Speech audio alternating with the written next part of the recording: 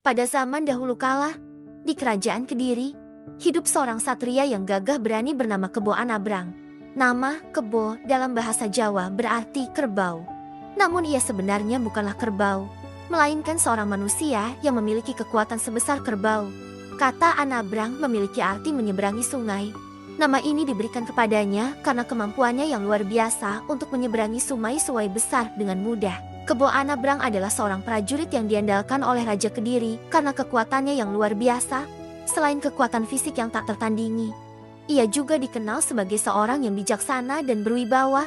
Wajahnya keras dan penuh determinasi, menandakan bahwa ia adalah seorang yang tidak mudah gentar menghadapi apapun. Baik manusia, hewan buas, ataupun alam yang liar. Suatu hari, Raja Kediri mengadakan rapat besar di istana. Raja mendapatkan kabar bahwa di kerajaan Tumapel yang berada di sebelah utara, ada ancaman dari prajurit-prajurit yang mencoba untuk mengganggu perdamaian di wilayah Kediri. Raja merasa sangat cemas karena prajurit Tumapel dikenal tangguh dan tidak mudah dikalahkan. Dalam rapat itu, Raja memutuskan untuk mengutus seorang prajurit yang bisa dipercaya untuk pergi ke Tumapel. Tentu saja, orang yang terpilih adalah Kebo Anabrang. Raja berkata, "Kebo Anabrang, aku memberikanmu tugas yang sangat berat. Kau harus pergi ke Tumapel, memata-matai kekuatan musuh, dan kembali dengan informasi yang kita butuhkan untuk mempertahankan kerajaan ini." Tanpa ragu sedikit pun, Kebo Anabrang menerima tugas itu. Ia tahu bahwa ini adalah tugas yang berat dan berbahaya. Namun ia sudah bersumpah untuk mengabdikan dirinya kepada kerajaan dan rajanya. Perjalanan menuju Tumapel tidaklah mudah. Kebo Anabrang harus melalui hutan lebat, bukit-bukit terjal, dan sungai-sungai besar yang mengalir deras. Namun, karena kekuatan dan tekadnya yang luar biasa, ia berhasil melewati segala rintangan dengan mudah. Ketika ia harus menyeberangi sungai yang lebar dan deras, ia hanya berjalan dengan tenang, dan sungai yang dalam pun tidak mampu menghentikannya. Dalam perjalanan ini, Kebo Anabrang tidak hanya mengandalkan kekuatan fisiknya, tetapi juga kecerdikan dan kewaspadaannya. Ia harus selalu berhati-hati agar tidak terlihat oleh prajurit Tumapel yang sering berpatroli di wilayah perbatasan. Di malam hari, ia beristirahat di gua-gua tersembunyi atau di bawah pohon besar untuk berlindung dari pandangan musuh. Setelah berhari-hari menempuh perjalanan yang panjang, akhirnya Kebo Anabrang sampai di kerajaan Tumapel. Dengan kecerdasannya, ia berhasil menyamar sebagai penduduk biasa dan masuk ke dalam kota tanpa dicurigai oleh prajurit Tumapel. Di sana, ia mulai mengumpulkan informasi tentang kekuatan militer Tumapel, persenjataan mereka, dan strategi yang akan digunakan dalam pertempuran. Namun, tidak lama kemudian, seorang prajurit Tumapel merasa curiga dengan keberadaan Kebo Anabrang yang asing. Prajurit tersebut mendekati Kebo Anabrang dan bertanya, "Siapa kau? Dan dari mana asalmu?"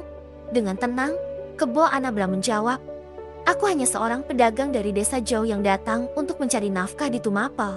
Meskipun jawabannya meyakinkan, prajurit tersebut tetap merasa ada sesuatu yang aneh pada sosok Kebo Anabrang. Pada suatu malam, ketika Kebo Anabrang mencoba kembali ke Kediri untuk melaporkan semua informasi yang telah ia kumpulkan, ia disergap oleh sekelompok prajurit Tumapel. Para prajurit ini telah mengetahui identitas Kebo Anabrang dan memutuskan untuk menangkapnya agar informasi penting tidak sampai ke Kediri. Kebo Anabrang terdesak di tepi Sungai Brantas, sungai besar yang menjadi perbatasan antara Kediri dan Tumapel. Tanpa pilihan lain, ia melompat ke dalam sungai untuk menyeberang. Para prajurit Tumapel mengejarnya. Namun mereka terkejut melihat Kebo Anabrang yang dengan gagah berani menyeberangi sungai yang deras itu dengan kekuatan yang luar biasa. Di tengah sungai, pertempuran sengit pun terjadi. Kebo Anabrang melawan para prajurit Tumapel yang mencoba mengejarnya. Ia berjuang dengan gigih, dan kekuatannya yang luar biasa membuat para prajurit Tumapel kewalahan. Satu demi satu prajurit berhasil ia jatuhkan ke dalam sungai yang deras.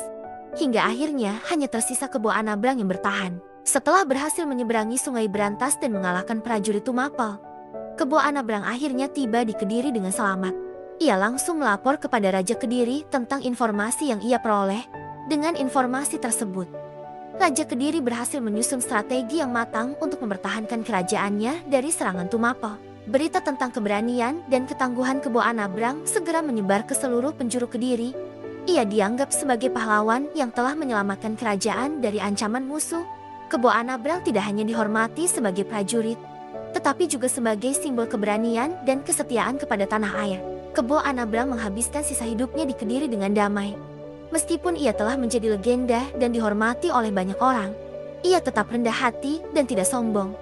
Ia selalu berkata kepada orang-orang, keberanian bukanlah tentang kekuatan, melainkan tentang kesetiaan dan cinta kepada tanah air dan rakyat. Dan hingga kini, nama Kebo Anabrang tetap dikenang sebagai pahlawan besar yang gagah berani dari Kediri. Kisahnya menjadi inspirasi bagi banyak generasi untuk terus mempertahankan tanah air dengan keberanian dan kesetiaan yang tulus.